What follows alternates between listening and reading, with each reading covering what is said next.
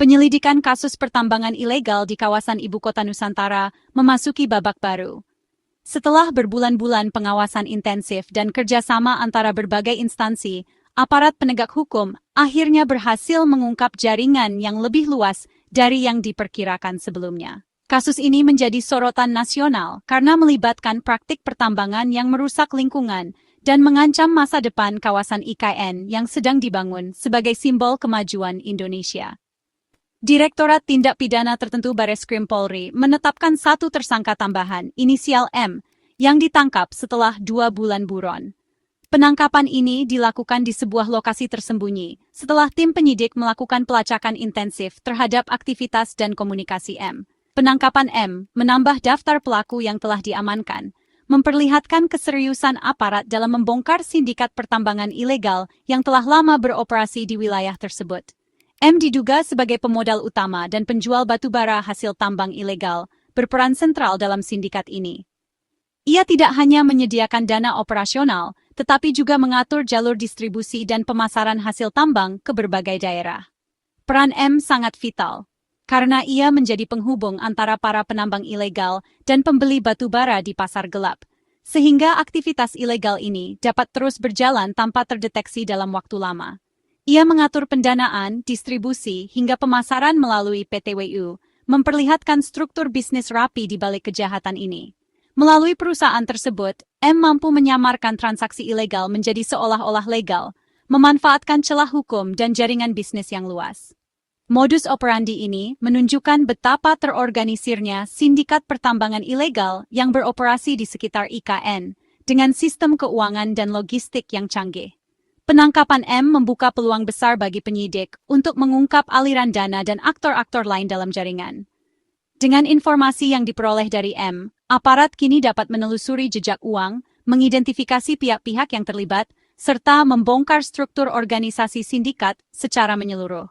Langkah ini diharapkan dapat memutus rantai kejahatan dan mencegah terulangnya kasus serupa di masa mendatang. Kasus ini menegaskan bahwa pembangunan IKN menghadapi ancaman serius dari penjarahan sumber daya alam dan penegakan hukum tegas adalah kunci. Selain kerugian ekonomi, dampak lingkungan akibat pertambangan ilegal sangat merusak ekosistem dan mengancam keberlanjutan pembangunan. Oleh karena itu, kolaborasi antara pemerintah, aparat penegak hukum, dan masyarakat sangat diperlukan untuk menjaga kelestarian alam dan memastikan IKN dapat berkembang sesuai harapan bangsa. Skandal besar ini bermula dari kepekaan warga sekitar pelabuhan yang memperhatikan aktivitas tidak biasa. Mereka melihat pengiriman batu bara dalam karung yang dimasukkan ke dalam kontainer, bukan menggunakan tongkang seperti biasanya. Kecurigaan ini muncul karena metode pengiriman tersebut sangat berbeda dari prosedur standar, sehingga menimbulkan pertanyaan di kalangan masyarakat. Warga pun segera melaporkan temuan ini kepada pihak berwenang, berharap ada tindakan tegas untuk mengusut dugaan pelanggaran yang terjadi. Menanggapi laporan tersebut, Bareskrim Polri bergerak cepat dengan membentuk tim khusus yang terdiri dari berbagai satuan. Mereka langsung menerbitkan 4 laporan polisi sebagai dasar penyelidikan. Tim ini bekerja siang dan malam, mengumpulkan bukti, serta melakukan koordinasi dengan instansi terkait untuk memastikan kasus ini diusut tuntas. Langkah ini menunjukkan komitmen aparat dalam memberantas kejahatan lingkungan yang merugikan negara dan masyarakat. Fokus penyelidikan diarahkan ke Pelabuhan Kaltim Karyangau Terminal di Balikpapan, Kalimantan Timur. Di sinilah kontainer-kontainer mencurigakan itu dikirim dan diduga menjadi titik awal distribusi batu bara ilegal. Petugas melakukan pemeriksaan ketat terhadap setiap kontainer, memeriksa dokumen pengiriman, dan menelusuri jalur distribusi untuk mengungkap jaringan yang terlibat.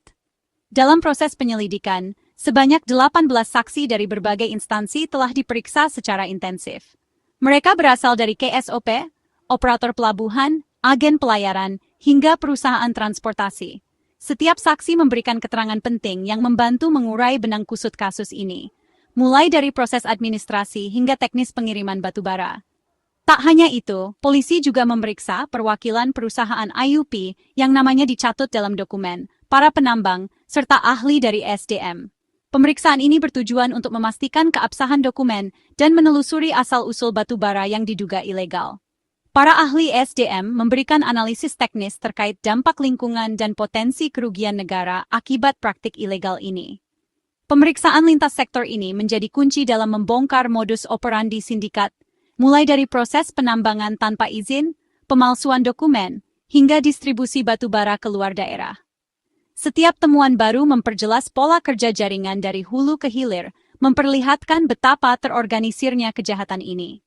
Setiap keterangan saksi dan bukti yang dikumpulkan memperjelas struktur jaringan kejahatan lingkungan yang telah beroperasi selama bertahun-tahun. Penyelidikan ini tidak hanya mengungkap pelaku utama, tetapi juga membuka mata publik tentang pentingnya pengawasan bersama demi menjaga sumber daya alam Indonesia. Dengan tertangkapnya M, total tersangka dalam kasus ini kini menjadi 4 orang. Penangkapan ini merupakan hasil dari penyelidikan panjang yang melibatkan berbagai pihak, mulai dari kepolisian hingga lembaga pengawas lingkungan. Setiap tersangka memiliki peran yang berbeda dalam jaringan kejahatan ini, yang membuat pengungkapan kasus menjadi semakin kompleks dan menantang bagi aparat penegak hukum. Keempat tersangka tersebut adalah M, YH, CH, dan MH. Mereka diduga telah bekerja sama dalam menjalankan operasi tambang ilegal yang merugikan negara dan lingkungan. EH, CH, dan MH berperan sebagai operator lapangan dan perantara. Mereka bertugas mengatur logistik, mengordinasikan pekerja, serta memastikan distribusi batu bara ilegal berjalan lancar. Selain itu, mereka juga menjadi penghubung antara para pekerja tambang dan pihak pembeli, sehingga alur penjualan tetap tersembunyi dari pengawasan aparat. Sementara itu, M berperan sebagai pemodal utama dan otak di balik distribusi hasil tambang. Ia memastikan seluruh operasi berjalan sesuai rencana, mulai dari pendanaan alat berat hingga penjualan batu bara ke pasar gelap. Perannya sangat vital karena tanpa dukungan modal dan strategi dari M, jaringan ini tidak akan mampu beroperasi dalam skala besar. Struktur sindikat ini sangat terorganisir, dengan pembagian tugas yang jelas antara penyedia modal, operator lapangan, dan eksekutor penjualan. Setiap anggota memiliki tanggung jawab spesifik, sehingga operasi mereka bisa berjalan efisien dan sulit dideteksi. Namun, penyidik meyakini bahwa masih ada pihak lain yang terlibat dalam jaringan ini. Dugaan kuat mengarah pada kemungkinan adanya oknum aparat yang membekingi, serta keterlibatan perusahaan lain yang memanfaatkan hasil tambang ilegal untuk keuntungan pribadi. Pengungkapan kasus ini baru merupakan permulaan. Tugas besar Polri ke depan adalah membongkar seluruh jaringan hingga ke akar-akarnya, agar kejahatan serupa tidak terulang dan lingkungan bisa terlindungi. Penegakan hukum akan terus dilakukan, menyasar semua pelaku kejahatan lingkungan dan ekonomi, demi keadilan dan masa depan yang lebih baik bagi masyarakat serta alam Indonesia. Sindikat ini menambang secara ilegal di kawasan konservasi Tahura Bukit Soeharto, Samboja, Kutai Kartanegara. Batu bara dikemas dalam karung, dikumpulkan di gudang, lalu dimasukkan ke ratusan kontainer. Kontainer diangkut ke pelabuhan KKT Balikpapan, disertai dokumen pengiriman palsu dari perusahaan IUP legal. Modus ini membuat batu bara ilegal tampak legal dan lolos pemeriksaan. Pemalsuan dokumen menunjukkan kejahatan terorganisir dan kemungkinan keterlibatan orang dalam. Ratusan kontainer berisi batu bara hasil jarahan berhasil dikirim keluar Kalimantan. Kejahatan ini memanfaatkan celah prosedur ekspor-impor dan pengawasan pelabuhan.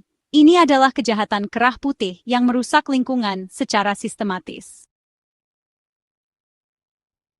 Batu bara ilegal dikirim ke pelabuhan Tanjung Perak, Surabaya, pusat industri dengan permintaan tinggi. Di Surabaya, batu bara dijual eceran ke berbagai pabrik, bukan dalam partai besar.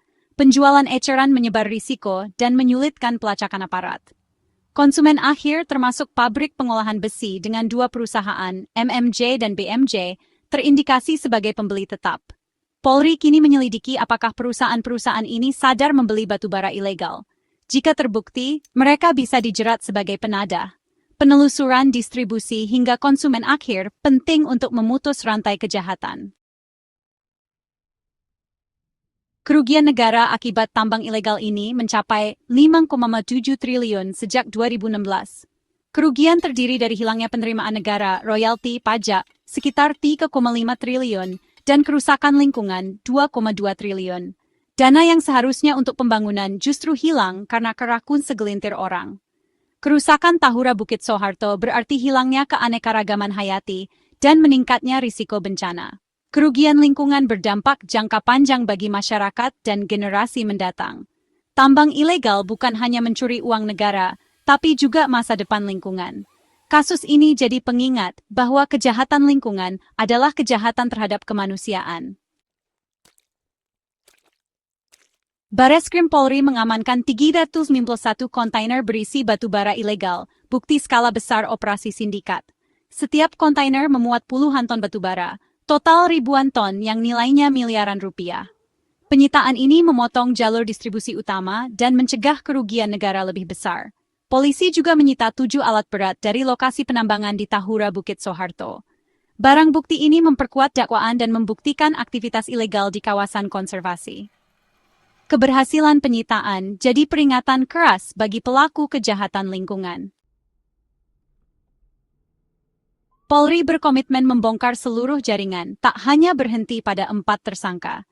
Penyelidikan diperluas ke semua mata rantai, dari penambang, pemodal, hingga pembeli akhir. Fokus di hulu siapa saja yang terlibat di kawasan konservasi, termasuk oknum aparat dan asal alat berat. Fokus di hilir, perusahaan seperti MMJ dan BMJ, diselidiki apakah sengaja membeli batubara ilegal. Langkah tegas ini untuk mematikan pasar batubara ilegal dan menutup celah kejahatan di masa depan. Penegakan hukum komprehensif jadi kunci melindungi kekayaan negara dan lingkungan. Para pelaku tambang ilegal di IKN menghadapi ancaman hukuman berat.